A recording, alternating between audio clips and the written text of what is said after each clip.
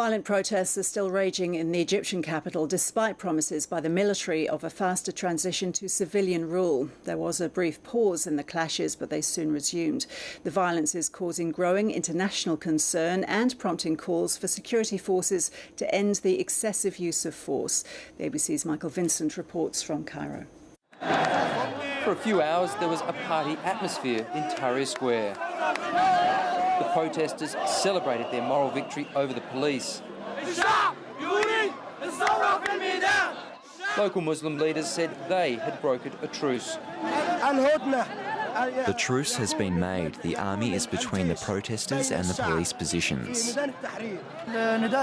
This is a call for the Field Marshal Tantawi. I tell him quickly hand back power to the civilians. For now, there appears to be a sort of peace here in Tahrir Square. Walls of people have formed up along the streets on the side where there's been fighting to stop any potential troublemakers from going in and ensure that this peace holds.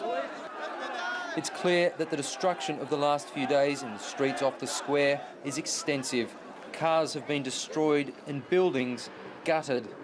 And this is what has kept the sides apart, the army separating the police and the protesters, but only for a short time.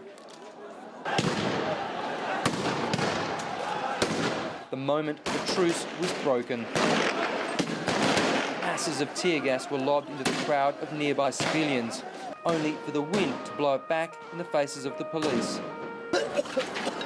Panic took hold. The police were coughing and collapsing into nearby ambulances. Commanders urged their officers back into line. It wasn't long before they were once again making arrests. It's clear it's going to be another long night in Cairo. Michael Vincent, ABC News, Tahrir Square.